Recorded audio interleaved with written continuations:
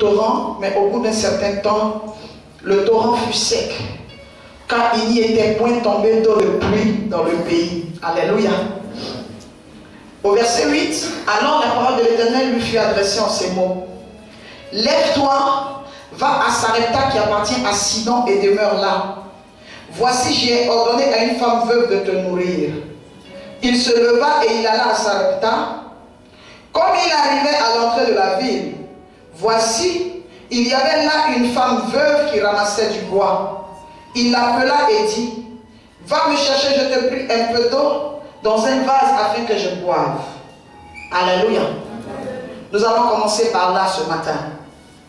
Le message que je prêche et que j'ai ouvert depuis le mois de février, c'est le mystère du prophète. Alléluia. J'ai parlé du prophète apporteur de solutions. J'ai parlé du prophète instrument de stabilité. Alléluia. Prophète instrument de stabilité. J'ai parlé de Naaman et la lèpre. La stabilité, la présence du prophète dans la vie d'une personne qui est dégradée physiquement, qui vit un problème. La présence de ce prophète peut affecter, doit affecter même, ne peut pas, mais doit affecter la vie de cette personne, changer son état. Alléluia. Et les problèmes les plus coriaces, les problèmes les plus chroniques, les problèmes les plus compliqués reçoivent leur délivrance, reçoivent leur restauration, reçoivent leur impact. Alléluia. Positif au travers du prophète qui est un véhicule que Dieu utilise. Alléluia. J'ai aussi parlé du mystère du prophète, instrument de stabilité, et de l'impact du prophète reconnu quelque part. Nous avons parlé de la Samarie et d'Israël, et nous avons parlé des 4 lépreux avec le prophète Élisée. Alléluia. Nous avons vu comment Dieu a opéré au travers du prophète une situation qu'on ne pouvait pas régler, une situation compliquée, une situation vraiment difficile, dont aucun roi n'avait la solution. Alléluia. Qui avait commencé à enlever le cannibalisme. Un problème qui avait amené le cannibalisme parce que les gens avaient commencé à manger leurs enfants. Tellement il y avait la mort, tellement il y avait la famine. Une femme avait vu son bébé mourir et elle avait mangé la chair de son enfant. Alléluia. Il y a des problèmes qui sont spirituels. À partir du moment où on commence à devenir cannibale, on commence à manger la chair humaine. Il y a la sorcellerie, il y a les forces des ténèbres qui opèrent. Et nous avons vu l'arrivée du prophète Élisée qui avait cessé ces choses. Ça n'a pas fait 1 an, ça n'a pas fait 6 mois. Il était dans la ville. Mais tant qu'on ne l'avait pas consulté, tant qu'on ne l'avait pas appelé, tant qu'on ne l'avait pas introduit dans le problème demeurait. C'est là que j'ai parlé de prophète, instrument de stabilité, un vrai prophète, instrument de stabilité. Lorsqu'officiellement il a été impliqué dans le problème, officiellement le problème s'est résolu. Que quelqu'un m'accompagne ce matin. Lorsqu'officiellement le prophète a été considéré, lorsque son appel a été honoré, lorsque la chose de Dieu en lui a été honorée, nous avons vu Dieu régler le problème. Alléluia. Alléluia. J'ai parlé du prophète instrument de stabilité qui a emmené l'honneur dans la vie des 4 lépreux. La puissance de la parole du prophète libérée a changé l'atmosphère, a changé la condition de 4 lépreux toute leur vie qui n'avaient pas manqué de prophètes. C'est vrai qu'ils connaissaient les prophètes qui rentraient dans la ville et qui sortaient, mais qui n'avaient pas reçu encore l'impact d'un prophète. Et je dis à une personne ce matin, peut-être que tu as rencontré des serviteurs, tu as rencontré des servantes, des serviteurs de Dieu, mais je te dis qu'aujourd'hui, je t'annonce un évangile qui va impacter ta vie. Alléluia. Je dis à une personne que tous les pronostics, les faux pronostics, les mauvais pronostics, les paroles que les gens ont libérées sur vos vies, c'est vrai, sont réelles, c'est vrai, existent, c'est vrai, agissent. C'est vrai qu'aujourd'hui tu vis le combat, aujourd'hui tu vis le problème, tu es dans quelque chose qui existe vraiment, tu es vraiment célibataire, tu es vraiment en manque d'argent, tu es en manque de foi, tu es en manque de stabilité. C'est vrai que les choses n'avancent pas, tu n'as pas de travail, c'est vrai, ça existe, c'est vrai que tu n'arrives pas à voir clair dans ta vie, tu regardes ton âge, tu regardes tes diplômes,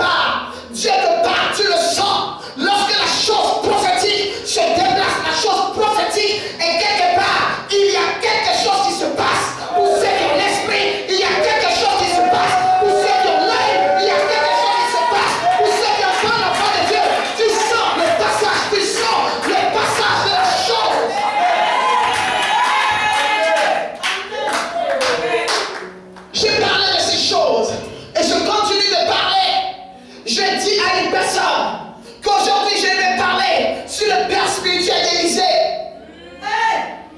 J'ai parlé pendant 2 semaines d'Élisée, mais je vais vous parler de l'origine de son onction. Je vais vous parler de l'origine de la grâce qui était sur sa vie. Je vais vous parler des choses qui arriveront certainement. Le prophète Élie, qu'on appelle Élie le Tishbite, a été appelé par le Seigneur.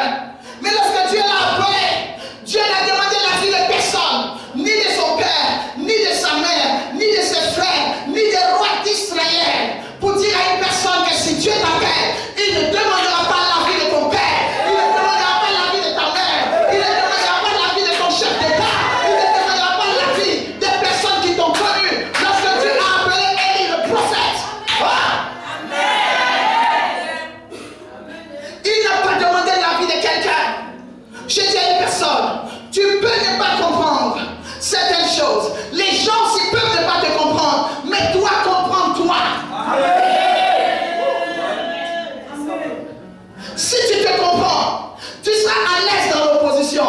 Si tu te comprends, malgré la résistance, malgré les combats, malgré les paroles, tu comprends, tu sais qui tu es, tu sais où tu vas, tu sais ce que Dieu veut faire avec toi. Élie le Tishbite, la Bible dit que Dieu l'a appelé un matin. La plupart du temps, il y a des apparitions, des personnes qui apparaissent au moment où personne ne les attendait. Le prophète a parlé. Le prophète est en train de parler. Je suis en train de parler. J'ai dit à une personne qu'il y a des choses qui existent dans le surnaturel. Ce sont des lois du surnaturel. Ce sont des actions du surnaturel. Ce sont des capacités du surnaturel. Ce sont des possibilités du surnaturel. Il y a des apparitions dans le surnaturel. C'est une clé du surnaturel. Il y a la possibilité d'apparition.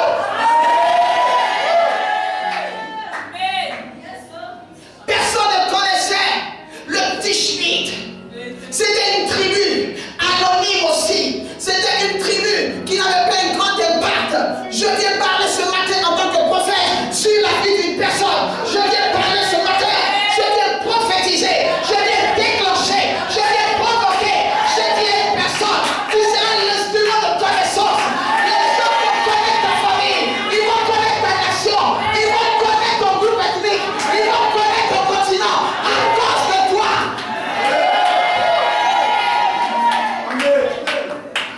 Je dis qu'il y a des personnes qu'on va découvrir. Il y a des villes, il y a des nations, il y a des rues, il y a des quartiers, il y a des continents qu'on va découvrir à cause d'un individu. Si tu étais le propriétaire de cette parole,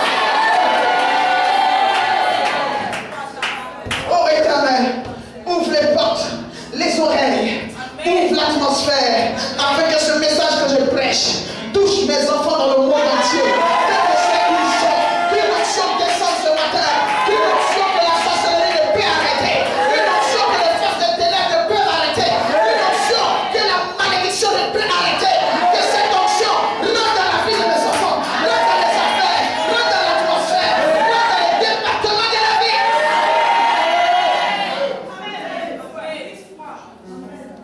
Alléluia.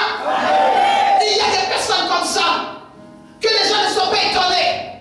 Je dis à une personne, tu es l'apparition de 2013. Le prophète a parlé. Le prophète est en train de parler. Je suis en train de prendre quelqu'un. Je suis en train de créer une patte. Je suis en train de créer une issue. Je suis en train de créer quelque chose dans l'atmosphère d'une personne. Je suis en train d'ouvrir une patte que l'ennemi avait fermée. J'ai dit, on ne t'appellera pas problème, on t'appellera solution. On t'appellera solution.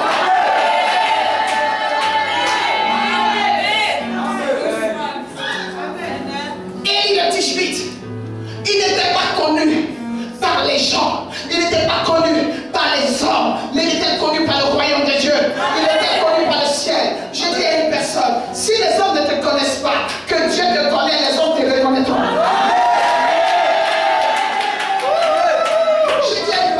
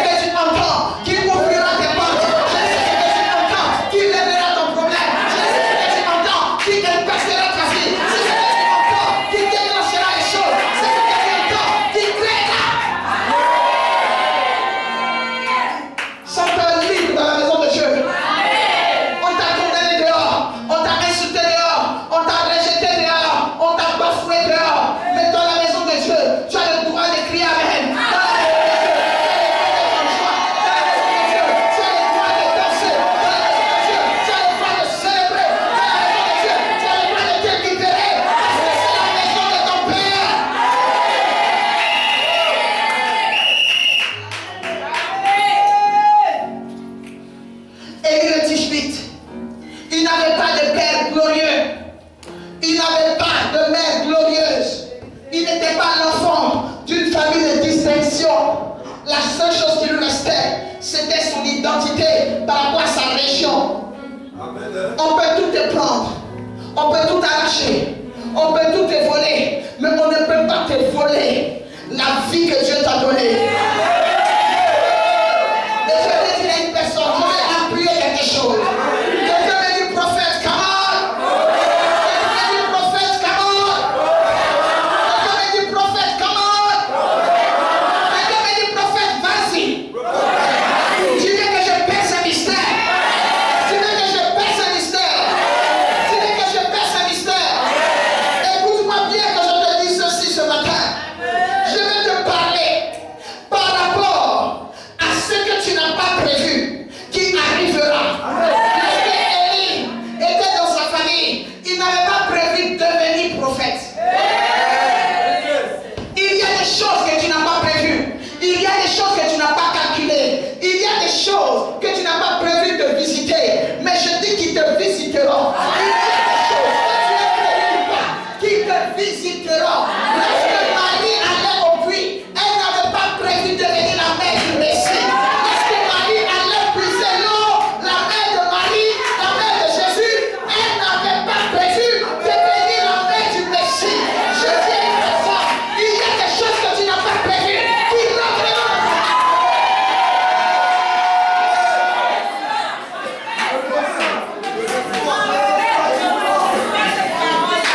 Et il y a des choses qui sont prévues, qui peuvent passer après, parce qu'elle avait prévu son mariage d'abord.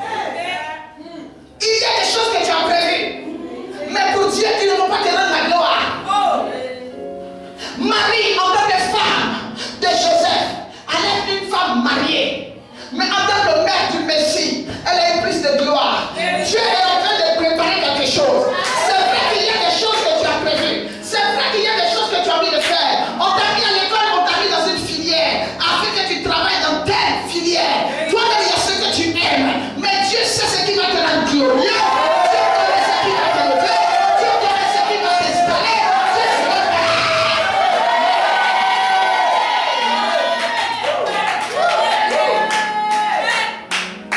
Amen, 1000 fois. Marie était mariée à un homme qui n'avait pas longue vie. Son mariage allait avoir juste 25 ans, 28 ans ou 30 ans.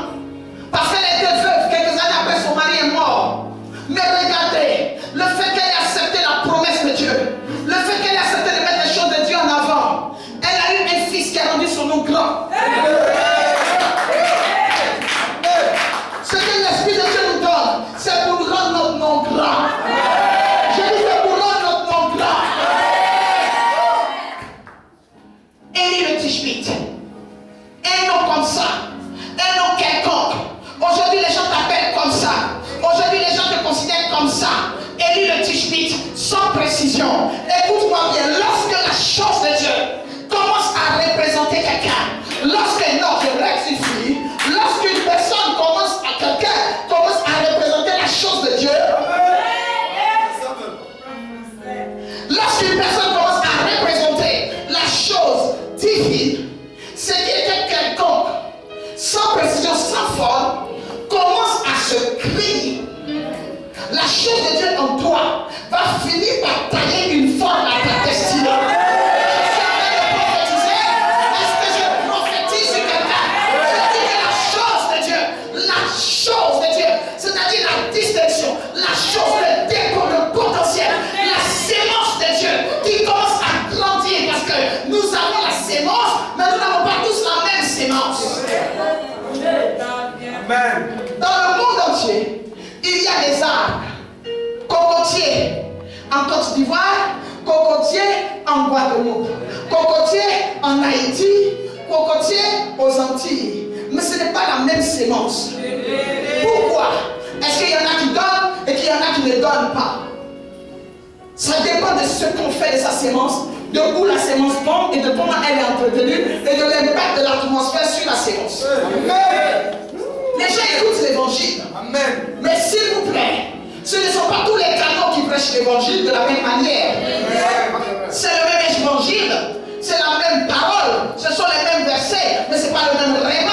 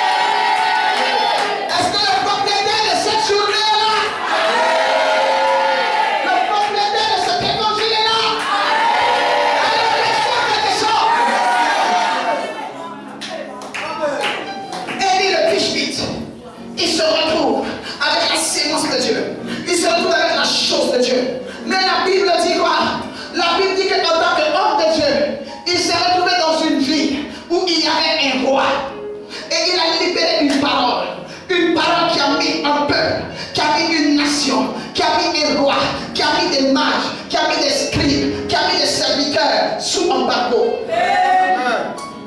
Je viens dire à une personne que c'est la saison des Tishbites. C'est la saison des Tishbites. La saison des personnes qui ont la langue aiguisée. La saison des personnes qui ont des bouches armées. La saison des personnes qui ont les langues de feu. Lorsque tu dois parler et que les choses arrivent, il faut que le feu tombe sur toi. C'est pour cela que Dieu a fait tomber le feu à la Pentecôte sur les disciples. Afin que les gens qui ne croyaient pas en Dieu commencent à croire. Je dis à une personne que je prêche un évangile de feu afin que tu deviennes feu. Je prêche un évangile de feu afin que tes enfants deviennent feu. Je prêche un évangile de feu afin que ton mariage devienne feu. Je prêche un évangile de feu afin que ta destinée devienne feu.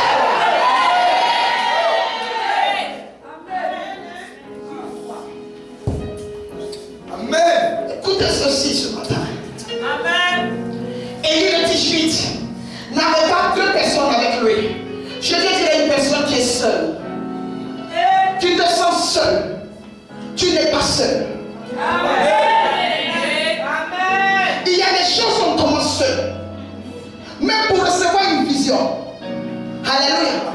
Pour construire une maison, c'est une personne qui reçoit le plan dans sa tête. Mais quand la maison est construite, les frères viennent habiter. La prophétesse parle bien. Non, je préfère le prophète parle bien. Le prophète parle bien. Lorsque tu veux construire ta maison, tu veux acheter ta maison, personne ne t'aidera à acheter. Lorsque tu vas donner la caution, tu cherches la caution de ta maison. Personne n'acceptera de t'aider à avoir la caution de ta maison. Mais tu vas constater que dès que tu auras cette maison, il y a des gens maintenant qui vont être intéressés par cette maison. Ils vont te dire, j'ai des problèmes sur mes bergers, j'ai besoin que tu me gardes, j'ai besoin que tu me bénisses, j'ai besoin de dormir chez toi. Des gens vont quitter même des pays pour habiter chez toi. Pour te dire que celui qui a une vision, qui doit porter les gens comme ceux. Si tu as une vision qui doit attirer, qui doit appeler les gens, tu as une vision qui doit faire qu'on va te suivre. Parce qu'il y a des gens qui sont nés pour suivre et il y a des gens qui sont nés pour être suivis. Comment? Il y a des personnes qui sont des fers de lance. Ce sont eux qui touchent. Ce sont eux qui tranchent. Lorsqu'on parle de fer de lance, on parle de la matière qui est au bout d'une lance. Le fer qui transperce. Qu'on voit. Celui qui ouvre le chemin. Celui qui fraye le chemin.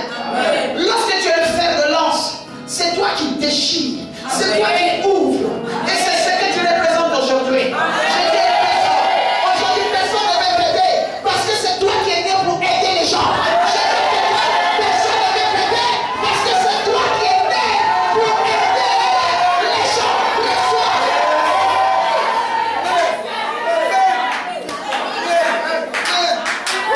Et cela arrivera certainement. Que la sémence sur cette parole produise le miracle sur votre foi.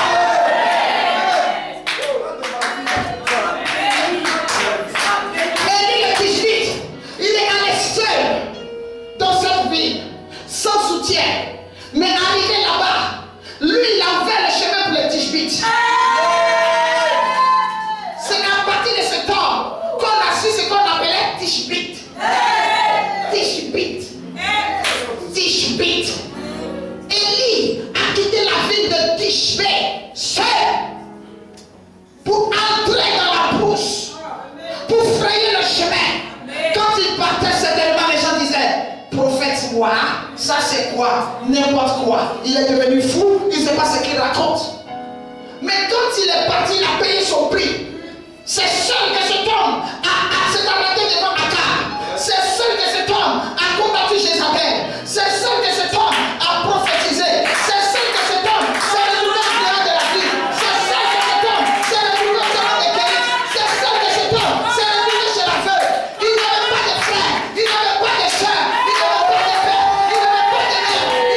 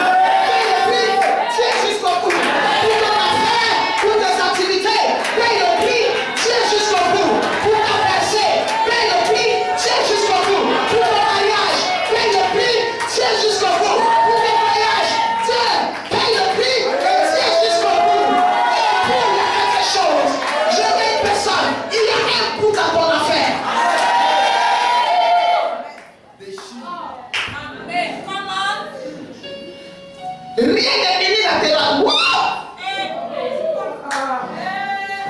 Rien n'est dans mes sens. Tout ce qui va vient. Wow! Amen. La Bible dit que Jésus-Christ a donné sa vie afin que, c'est-à-dire que tout début a une fin quelque part qui s'éclaircit. Quand Jésus-Christ donne sa vie, ça semble flou. Pourquoi il donne sa vie? Pourquoi il s'est fait crucifier? Pourquoi il accepte de mourir? Pourquoi il s'est torturé comme ça? Pourquoi il se maltraite comme ça? C'est de la même manière que les gens trouvent que tu te maltraites. Les gens trouvent aujourd'hui que tu ne comprends rien. Les gens trouvent aujourd'hui que tu ne connais rien dans l'évangile. Les gens trouvent aujourd'hui que tu ne comprends pas. Parce que pour le moment, ils n'ont pas tous les donnants, toutes les données. Ils n'ont pas tous les tenants et les aboutissants de ton affaire. Ils ont juste un bout entre les mains. Mais je dis à une personne, le bout qu'ils ont entre les mains n'est pas la fin de l'histoire. Le bout qu'ils ont entre les mains, c'est pas la totalité de l'histoire. Le bout qu'ils ont entre les mains, ce n'est pas la totalité.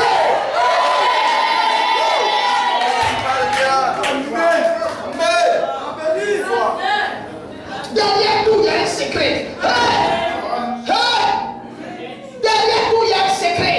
Derrière tout, il y a un secret. Et ce qui est derrière, c'est le mystère. Garde ton mystère. J'ai dit à une personne, garde ton mystère. Ce n'est pas encore le temps qu'on libère ton mystère. Lorsque l'ange a visité Marie, il dit, tu seras enceinte, le drap te couvrira de son ombre. Pourquoi est-ce qu'on a dit que le drap la couvrira de son ombre? C'est pour garder le mystère. Les nations ne te diront pas bienheureuse aujourd'hui. C'est après que tu aies accepté que l'ombre te couvre. La couverture, c'est l'anonymat. Il faut savoir accepter l'anonymat quelquefois. Il faut savoir accepter de faire le mort quelquefois. On te connaissait dans des endroits qu'on ne te voit plus. C'est la couverture de l'ombre qui fait ça. Dieu te met dans l'ombre. Dieu, parce que quand l'ombre vient, ça ferme tout ce qui est là. Marie était une jeune fille belle. Marie, elle était une fille aimée. Marie était aimée par Joseph. Mais un temps est arrivé où l'ombre l'a couverte. Quand l'ombre te couvre, on ne voit plus ta beauté. Quand l'ombre te couvre, on ne voit plus ta grâce.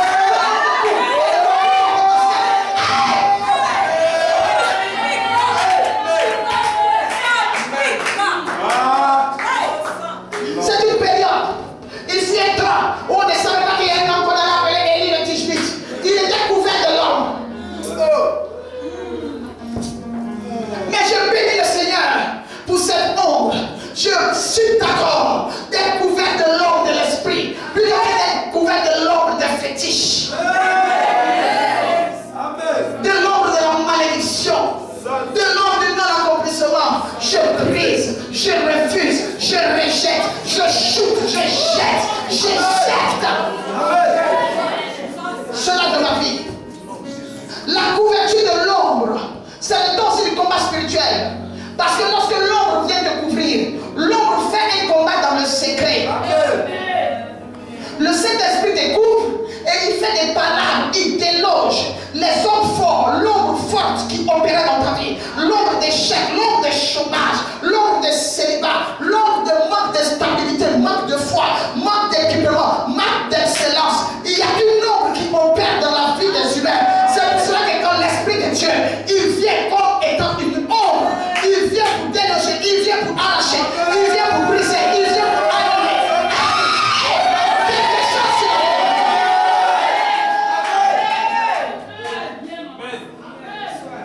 Je parle bien. Je parle bien. Est-ce que le propriétaire de cette parole-là, ce message sort pour une personne? Est-ce que le propriétaire est là? Laissons l'action. Laissons l'ordre de Dieu. Laissons l'ordre de l'esprit. Laissons-le.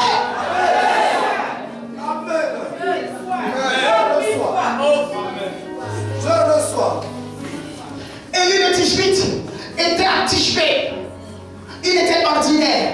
Il y a des périodes comme ça dans la vie. Il y a des saisons comme ça dans la vie où tu es dans l'ordinaire. Les gens te regardent. Rien ne profond officiellement. Tu es dans les projets, de projet en projet, de projet en projet. Mais je dis à une personne ce matin, je dis à une personne ce dimanche, je dis à une personne ce mois de février, ce ne sont pas tous les projets qui restent projets. Les projets finissent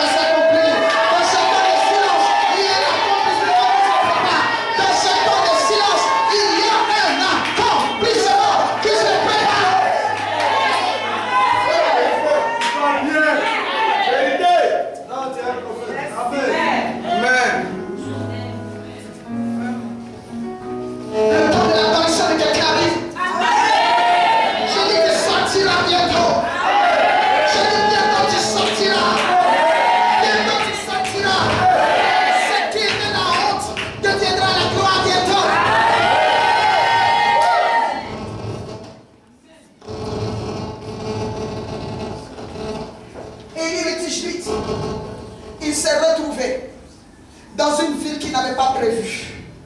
Alléluia. Amen. Il y a des choses que Dieu permet. Il permet des choses dans ta vie. Où tu te déplaces, tu peux te retrouver dans la maison d'un homme, dans la vie d'un homme, qui ne te donne pas tout ce que tu veux. Ce n'était pas ce que tu avais prévu.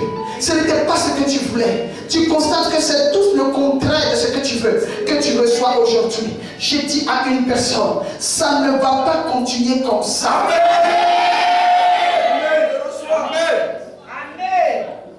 Ce que tu traverses aujourd'hui, si tu rencontres le prophète de ta vie, le prophète de ta vie va jeter une onction sur ta situation. Et l'instabilité va devenir stabilité. Le prophète Élie se retrouve quelque part et il commence à impacter. Je dis à une personne, ne te retrouve pas dans des endroits comme ça au hasard. Dieu est en train de te préparer à un impact. Dieu te prépare à un impact. Dieu va t'emmener à toucher. Tu ne passeras pas dans des endroits sans laisser de traces. Je dis 2012, tu ne passeras pas dans des endroits sans laisser de traces. Je parle à mes filles, je parle à mes fils. Je suis en train de prophétiser sur mes enfants. Je suis en train d'ouvrir les chemins. Je suis en train de parler à un serviteur. Je parle à une servante. Je parle à un frère en Christ. Je parle à une soeur en Christ. Je parle à un prophète. Je parle à un pasteur. Je parle à un apôtre. Je parle à un docteur. Je parle à un évangéliste. Je parle à un intercesseur. Je parle à un chant. Je parle à une personne dans la maison de Dieu.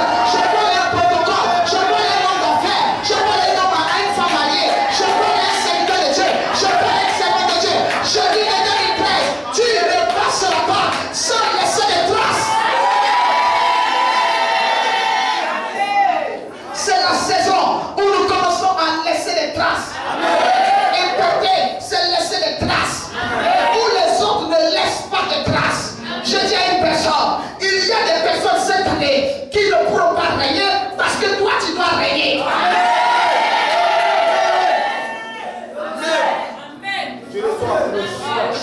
Alors tu dois comprendre quelque chose. Que je pousse quelque chose. Que je dise quelque chose. Écoutez ceci. Que je parle de la part du Seigneur. Que je parle en tant que prophète du Seigneur. Si le frère de David avait tué Goliath, Goliath allait venir faire quoi? Si le frère de David avait tué Goliath, David allait devenir quoi? Il y a des situations que personne n'arrive à résoudre parce qu'il faut que ce soit toi.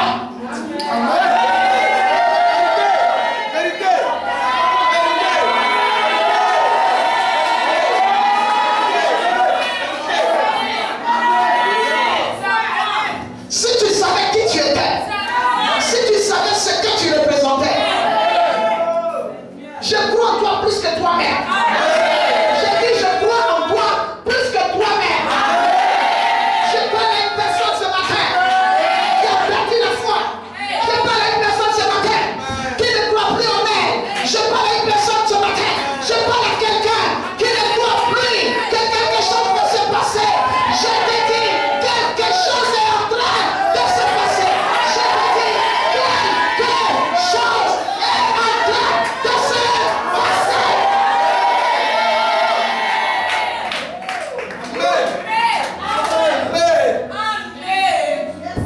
C'est une bonne nourriture. Pendant que les frères de Joseph ne croyaient pas qu'il pouvait tuer Goliath, il y a un roi qu'on appelle Saül qui l'a laissé oser. Je dis à une personne, si tu te retrouves en face de personnes qui ne croient pas en toi, cherche quelqu'un qui va te laisser une possibilité. Cherche quelqu'un. Ne te laisse pas mourir parce que les gens t'ont dit tu n'es rien. Ne te laisse pas dépérir parce que les gens disent qu'ils ne veulent, on dit qu'ils ne veulent pas. Écoute-moi très bien. Il y a des hommes comme ça dans la vie de qui tu entres. Il y a eu tout un parcours de femmes. Des femmes noires, blanches, claires, courtes, grandes, grosses, qui grandissent, qui petites, mais je ne sais pas quoi. Il y a eu tous les genres de femmes. Mais c'est parce que tu te comportes comme les autres femmes que tu as le même résultat que les autres femmes. Tu parles. Très bien.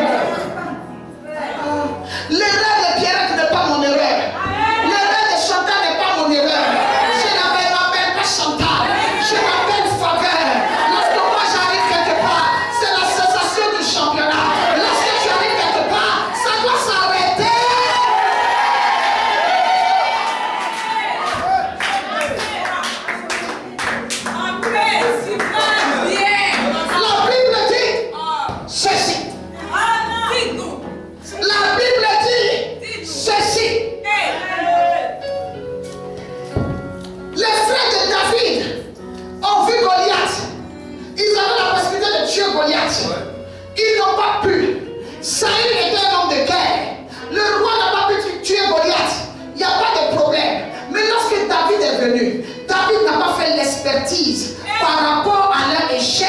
Il a fait l'expertise par rapport à ses capacités. Plusieurs parmi nous vivons des problèmes. Que je monte un peu, que tu comprennes ce que je veux. Plusieurs d'entre nous vivons des problèmes parce que lorsque nous avons des challenges, nous avons des combats, nous avons des défis, au lieu de nous concentrer sur notre potentiel, nous nous concentrons sur ce qui nous disqualifie. Tout disqualifiait David. Il n'était pas dans l'armée, il n'était pas aîné, ses frères étaient déjà exercés à la guerre, il n'était pas enrôlé dans l'armée et il était petit frère. Tout le disqualifiait. Mais quand il est arrivé devant Saül, il n'a pas dit à Saül, je suis le petit frère d'Abinadab. Je suis le petit frère de Shama. Je suis le petit frère d'Eliab. Il a dit, moi, ce que je connais, c'est que j'ai déjà tué un ours et j'ai déjà tué un lion. Il y a des temps où on n'a pas besoin que tu te compares à tes échecs passés ou aux échecs de la famille. Ta soeur ne s'est pas mariée, elle a été divorcée, c'est ta soeur. Ta mère ne s'est pas mariée, elle a été divorcée, c'est ta mère. Ton père a été polygame, il a joué avec les femmes, mais toi tu dois t'arranger à ce qu'on ne joue pas avec toi. Les femmes avec lesquelles ton père a joué, c'est la destinée. Mais toi aussi tu es destiné. Je viens dire à une personne aujourd'hui que je refuse ce que l'ennemi et les problèmes sont en train d'avoir comme impact sur toi. Je refuse que ce soit les problèmes qui aient un impact sur toi. Je veux que ce soit toi qui ait un impact sur les problèmes.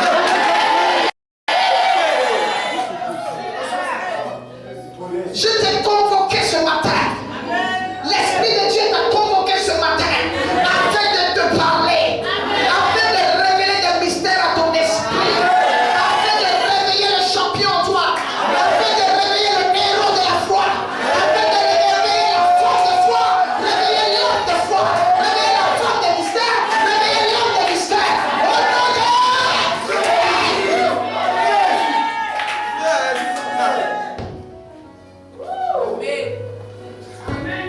cette année, on n'a pas le temps même de regarder les gars passés.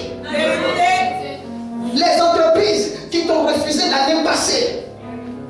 Le visa qu'on t'a refusé l'année passée. Tu as bien dit l'année passée. Il y a des choses passées. Tant que tu ne les enterres pas, ces choses-là ont un impact dans ta vie. Ton échec passé, c'est ton échec passé. La sauce graine que tu as mangée la semaine passée, c'est la sauce graine que tu as mangée la semaine passée. Acclame très fort.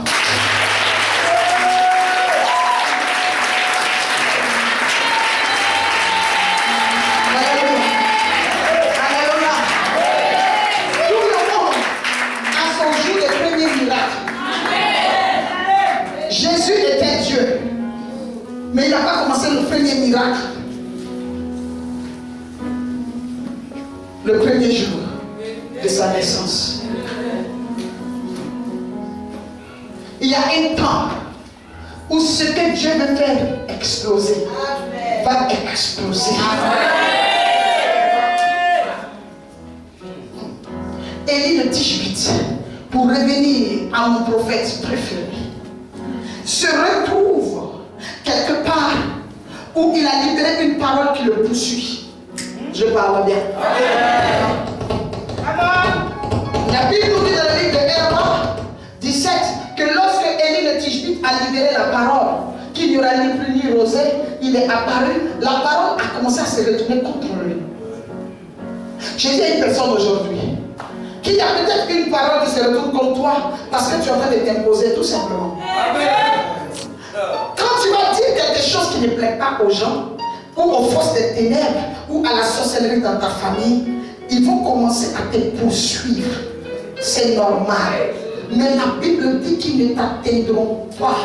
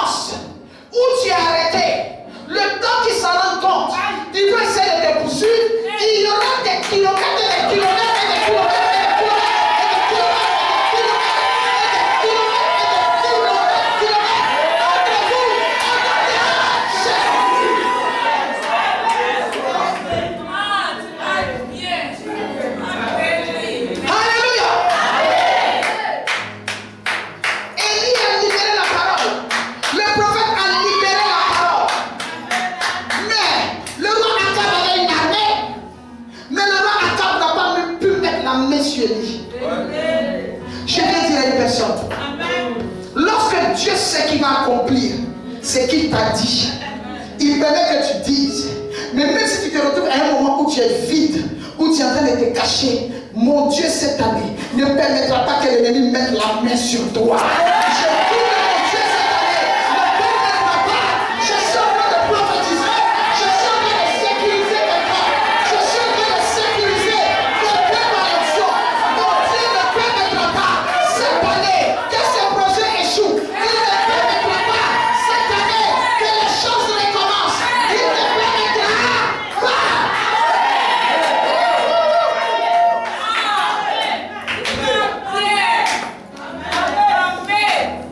La Bible dit qu'ils sont beaux les pieds de ceux qui enseignent la bonne nouvelle, les pieds de ceux qui prêchent l'évangile.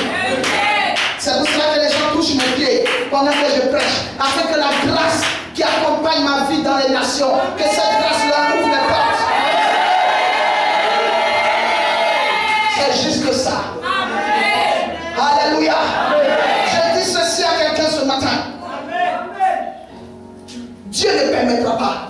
Amen. Ils avaient des services secrets, des renseignements généraux, mais ils n'ont pas pu mettre la main sur Élie. Je dis à une personne, le temps que ton témoignage cuisse, le temps que ce que tu as dit s'accomplisse, le temps que tes affaires explosent, le temps que ta vie sentimentale se stabilise, le temps que ta vie matrimoniale se stabilise, le temps que ton ministère se stabilise, le temps que ta foi se stabilise, le temps que tes enfants se stabilisent, le temps que ta vision se stabilise, il y aura une prospérité de protection.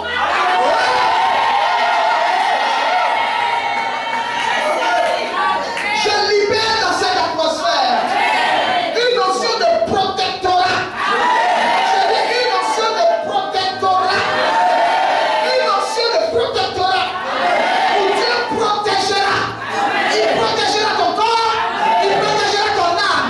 Il protégera ton esprit. Tes ennemis ne pourront pas mettre la main sur toi.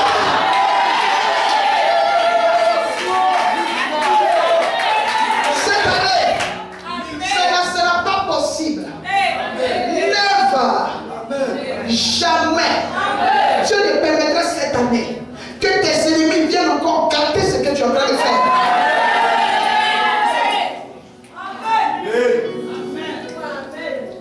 Le prophète a libéré la parole.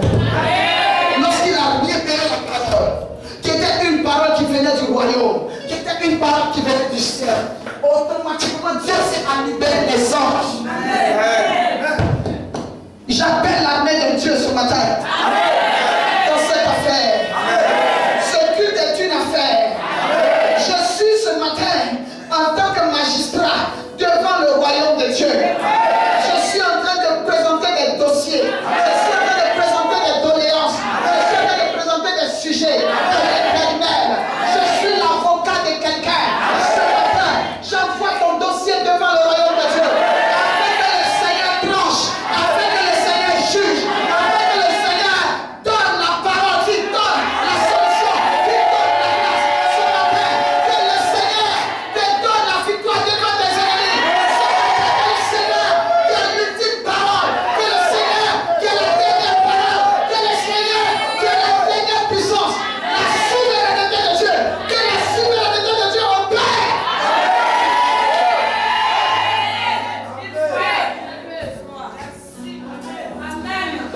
Ne te vois pas dans un endroit simple. Vois-toi dans un stade où Dieu a convoqué les personnes qui te combattent pour te présenter.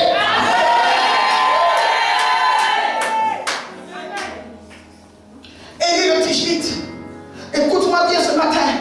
À partir du moment où Dieu a prophétisé, il veille sur sa prophétie. Et je vais parler des dispositions protectorales, financières, dispositions protectorales, physiques, dispositions protectorales, spirituelles, dispositions protectorales à tous les niveaux. Dieu a protégé son prophète.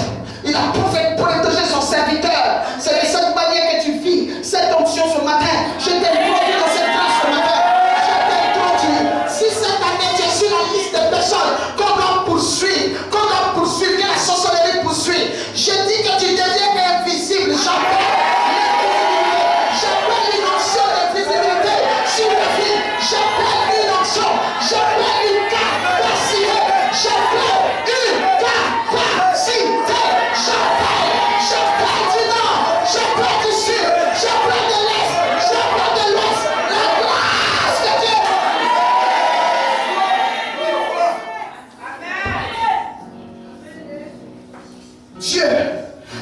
sortir du milieu de ses ennemis.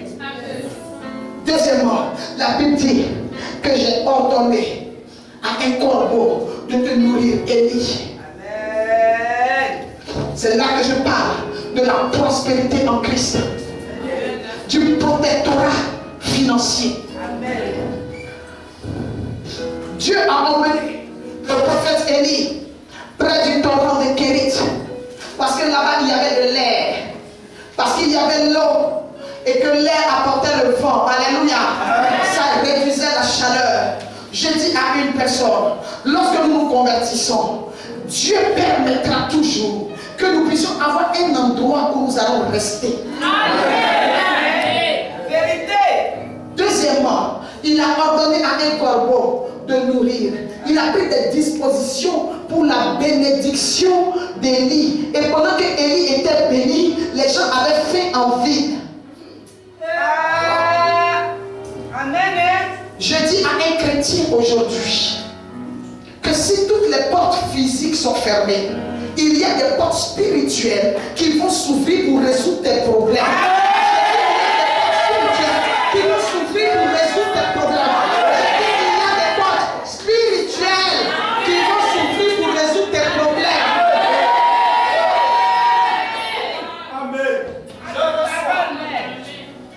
Les portes physiques étaient fermées. Les portes physiques étaient fermées. Que l'onction accompagne ta vie.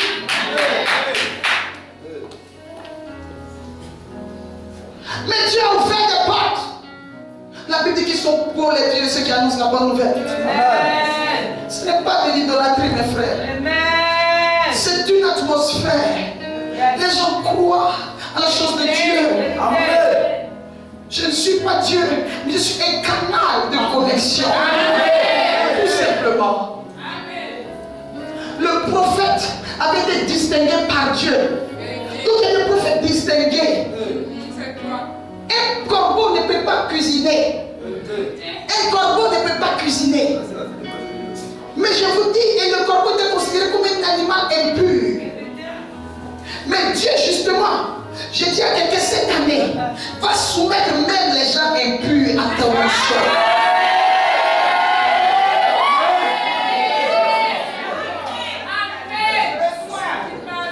Il y a des personnes avec qui tu vas faire des affaires qui sont impures. Des personnes qui ont l'habitude de doubler les gens sur l'argent. Mais toi, ton argent, cette année, le prophète a parlé.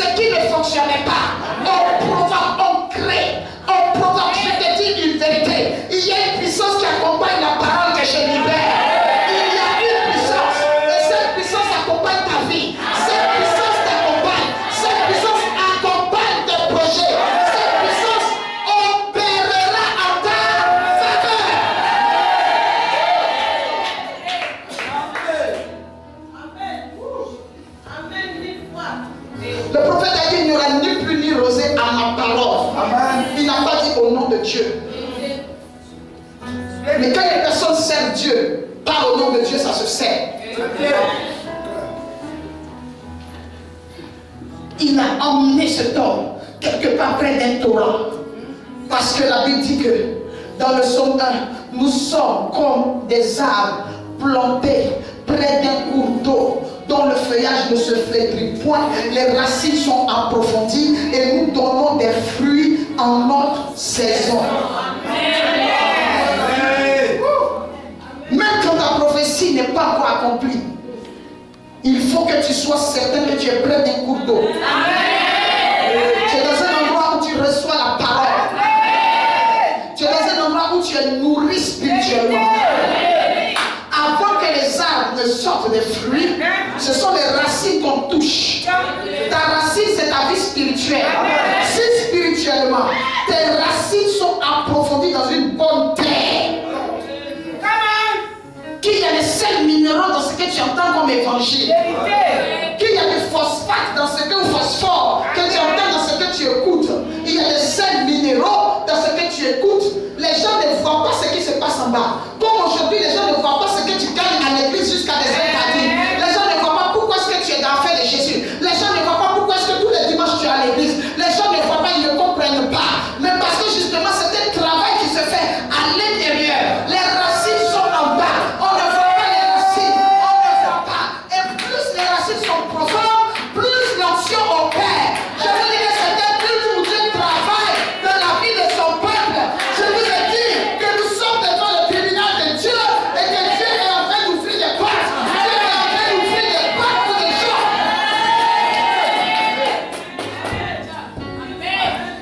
Où l'homme ne peut pas, je te dis, Dieu est en train de faire. J'ai dit à une personne qui n'a plus personne pour la soutenir. Écoute-moi bien, tu auras un témoignage.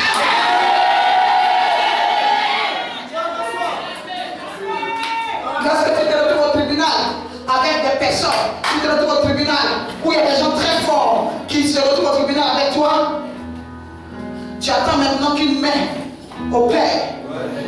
Et on a vu des personnes qui ont gagné des procès devant des gens très forts. J'ai dit à une personne aujourd'hui, ça dépend de ton avocat. Amen. Amen. Si tu es un puissant avocat, quelle que soit la grandeur de ceux qui te combattent, il aura les arguments. C'est une histoire d'arguments, d'avoir les arguments. Et nous avons l'ultime avocat qu'on appelle Jésus-Christ. Nous avons l'ultime avocat qu'on appelle Jésus-Christ. Je suis tout à fait d'accord. Mais Dieu nous a donné la capacité à nous, les serviteurs de Dieu, de devenir des avocats sur la terre. Il a dit à Moïse, tu jugeras le peuple. Tu régleras le conflit. Tu as besoin d'un prophète aujourd'hui. Tu as besoin d'un mot de Dieu pour régler ton problème, qui connaît les tournures, qui connaît les versets bibliques, qui connaît les promesses, qui connaît les choses, les alinéas. C'est comme ça on dit dans la vie. C'est comme ça on dit dans le droit. Alinéa 1, alinéa 2. Parce que même quand tu connais le droit, il y a des petites lignes que tu ne connais pas. Or, c'est celles-là qui peuvent te donner la victoire. Le prophète est l'avocat que Dieu met pour le représenter afin de voir les petits versets. Les versets qu'on ne comprend pas. Car le réma qui va te donner la diplomatie et l'autorité sur tes ennemis.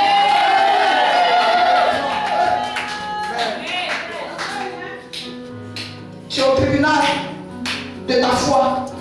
Tu es au tribunal de tes affaires. Tu es au tribunal de ton mariage. Ça dépend de ton avocat. Si ton avocat connaît le papier de justice, là, de droit, tu vas gagner. Si tu es un homme de Dieu qui connaît la parole, qui connaît le mystère, qui connaît les choses cachées de la parole, tu vas finir par avoir le procès, même si le procès dure 2 ans. Même si ça dure 3 ans, tu vas finir par être dédommagé. Je dis à une personne, l'avocat des avocats c'est Jésus-Christ. L'ultime avocat c'est Jésus-Christ. Et je te dis quelque chose, si le dossier me dépasse, je vais appeler l'avocat des avocats. Si ton affaire me dépasse, je vais appeler l'esprit des esprits. Si ton dossier me dépasse, je vais appeler le grand aigle, celui qui voit tout à une lueur indéterminée. Il s'appelle le Almighty, le Tout-Puissant, le Roi des Rois. On l'appelle Jésus-Christ de Nazareth. Il a la capacité de changer ton histoire. Il a la capacité de changer la donne, de donner une tournure à un procès, de donner une tournure à une activité, de donner une tournure à quelque chose. Le Seigneur ouvrira tes portes cette année. Je proclame, je prophétise, je libère la parole. Je connais le roi que je sers. Je connais ce Jésus-là. Il ne ment point. Je connais ce Jésus-là. Il ne trahit point. Je connais ce Jésus-là. Il est capable de faire ce que tu libères sur ce peuple ce matin. S'il pouvait avoir les yeux ouverts, il comprendrait que quelque chose est en train de se passer. Nous avons déjà commencé à faire de puissants témoignages de ce que Dieu est en train de positionner. Amen. Dieu n'a pas laissé tomber Élie. Dieu a donné les corbeaux. Un ordre à un corbeau. J'ai dit à une personne cette année, il y a des personnes qui vont faire ce qu'elles n'ont jamais fait.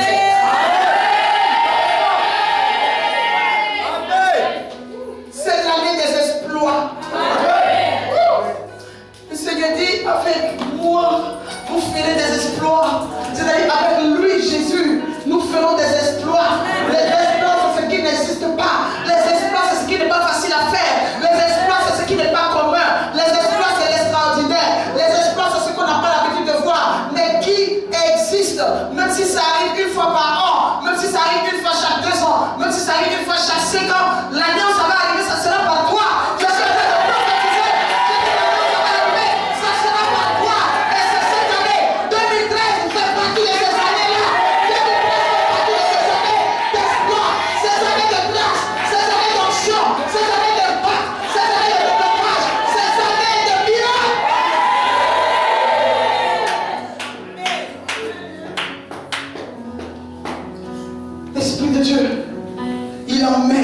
Son prophète dans le désert.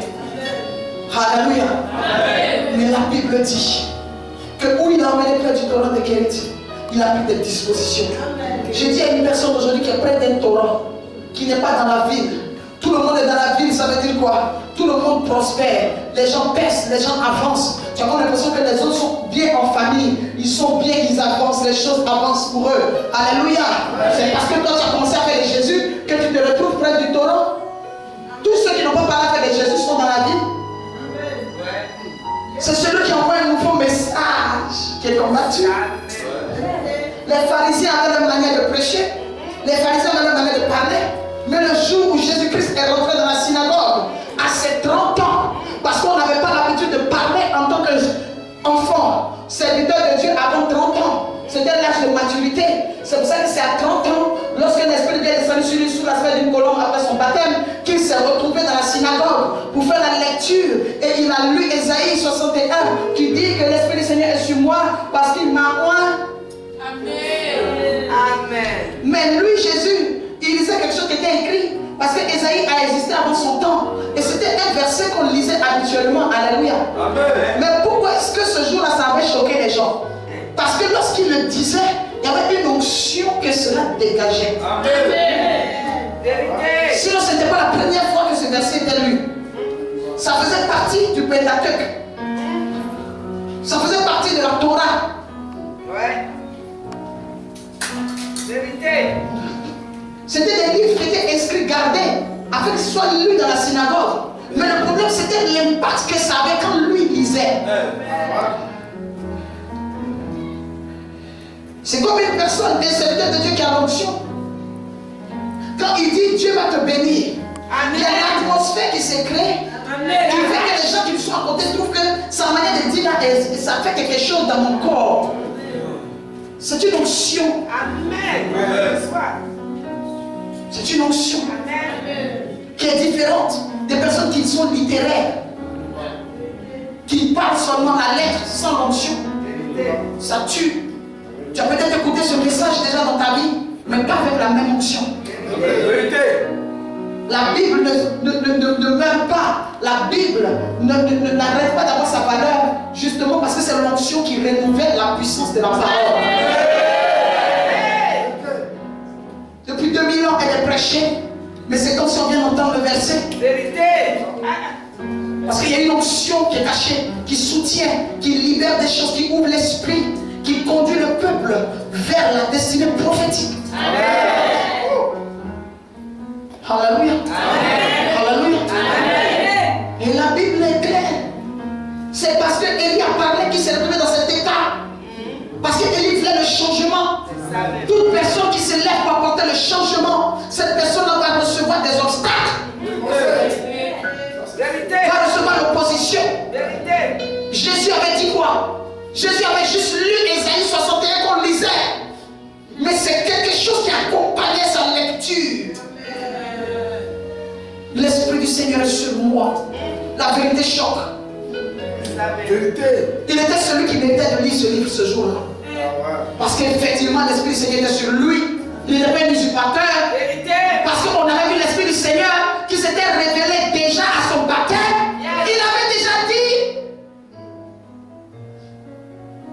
celui en qui j'ai mis toute mon affection, c'est mon fils bien-aimé. Les gens ont vu, la voix se fit entendre, ça n'a pas chuchoté dans les oreilles des Jean-Baptiste.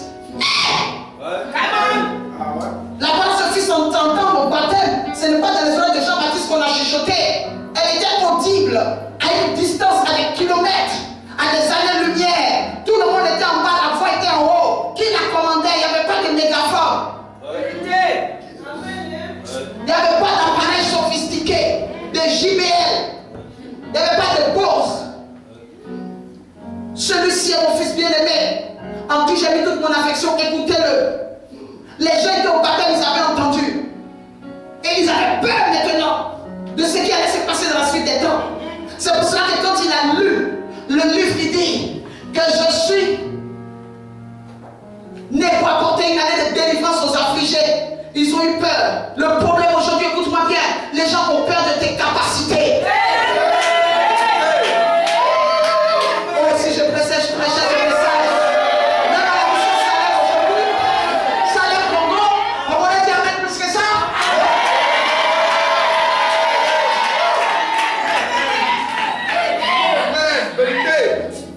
Écoute-moi bien, que je te dis ceci. Ce que je suis en train de dire ce matin, ça prépare tes ennemis. Hein?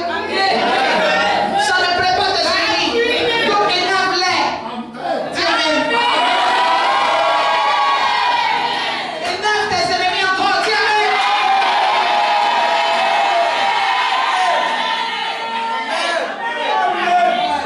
La Bible dit que deux personnes ne peuvent marcher ensemble si elles sont convenues de quelque chose. Quand je dis quelque chose, si toi tu dis amen, c'est là qu'il y a une convention.